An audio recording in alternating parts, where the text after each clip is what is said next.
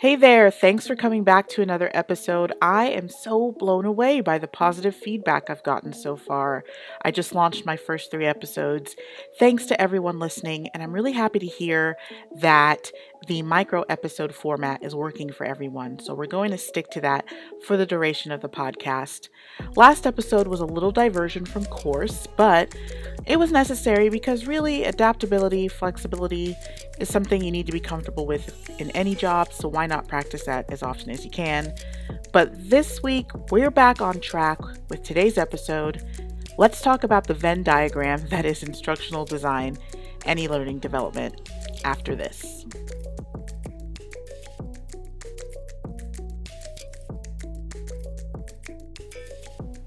Welcome back to I'm New Here, a podcast for new instructional designers and e-learning developers. New episodes are uploaded every Monday, and if you have a question you want answered on the show, send an email to thenewhereshow@gmail.com. So I spent the first couple of episodes talking about the types of instructional designers. I'm being really intentional about how I define these roles for you versus the job titles you see versus the disciplines they might exist in because I want you to have a better grasp on things when you venture into your job search. So I'm going to ask you to please bear with me as I dive one layer deeper into definitions before moving on. Let's talk about instructional designers versus e-learning developers. So both of these terms are often heard in corporate organizations and other L&D spheres, and they're used interchangeably, but actual L&D professionals will tell you that they are different practices. They are totally different skill sets. And honestly, I have this conversation weekly. I think for some of us who are farther along in our ID careers, things seem a little more black and white than they do to someone who's totally new. And I don't want us to skip over fundamental conversations like this and leave you newbies behind scratching your heads. So, simply put, e-learning is a delivery type. Instructional design is a process of designing and developing learning experiences delivered in a multitude of ways. So, yeah, they can exist without each other. They can exist in conjunction with each other. You can be both, or you could be one or the other. If all this was confusing to you, it is not your fault. A lot of job descriptions will ask for an instructional designer when they really want an e-learning developer or vice versa. Hopefully, after this episode, you'll be able to decipher those job descriptions a little more clearly.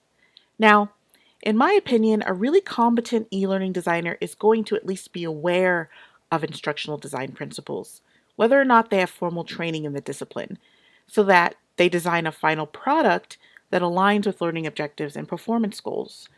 But honestly, this is all about nuance. Some organizations will have hybrid roles. If you remember back in episode 2, I mentioned that you might work on a very segmented team where individuals are responsible for specific parts of a project. So someone might do storyboarding, someone is responsible for graphic design, someone does quality assurance, script writing, and then someone does e-learning development. Or maybe you're in a role where you are the end-to-end designer. You do the front-end analysis, you work with an SME, you storyboard, you develop the course in an authoring tool. Now, while instructional design is about getting a subject matter expert to share their expertise and focus on what the novice learner needs, an e-learning developer has to be able to understand and apply the instructional designer's vision to a concrete form. So whether that's a video or a storyline course or whatever, they need to be able to develop a course that follows the blueprints that the instructional designer has laid down. I actually talked about this a few months ago on my LinkedIn, and it became one of my most popular posts. And on that post, my fellow e-learning hero, Jonathan Hill, who you've probably seen around the Articulate community pages sharing his latest storyline creation, well, he explained all of this in a really great way. So to make the point that IDs and e-learning developers need to have similar knowledge and skills and that they need to work together, he explained the Marvel method. So the Marvel method of writing comics was pioneered by Stan Lee, Steve Ditko, and Jack Kirby back in the 60s. You see, Stan Lee provided the story beats and structure, and then the artist contributed plot points and action sequences. And together, writer and artist worked with a knowledge of the overall direction of the story, bringing their own unique talents and perspectives, with the sum being greater than its parts. And that is essentially how instructional designers and e-learning developers end up working together. But yeah, you should go check out that LinkedIn post. The comments have some really great points made by other industry pros. I'll leave a link to it in my show notes so you can take a look. Now, some of you have made it abundantly clear in our conversations that you prefer front-end analysis and instructional design over e-learning development. And I wish I could tell you that that's fine, that you don't need to know much about the technology if you don't like it. But honestly, that'll all depend on your career trajectory and your goals. So if you're trying to get your foot in the door at a specific organization, an entry-level or mid-level job, knowing how to use educational technology can't hurt you in that respect. It can only help you. But not everybody wants to be an e-learning developer forever. If you want to end up leading an L&D program, then having a solid understanding of adult learning principles, project management, might become more important than straight e-learning development.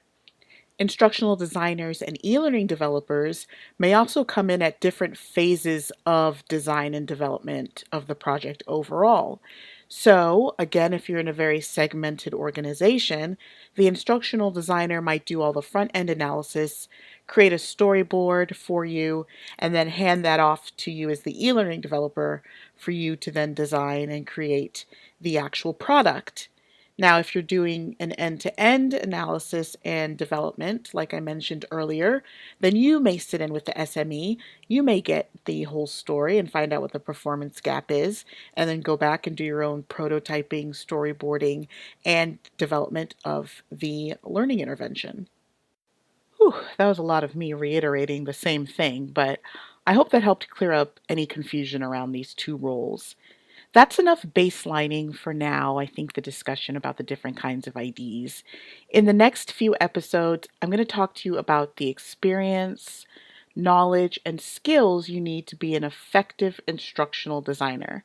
Remember, if you have any specific questions, you can send them to me at thenewhereshow@gmail.com and I'll answer them for you. All right, let's get to the resources for this episode.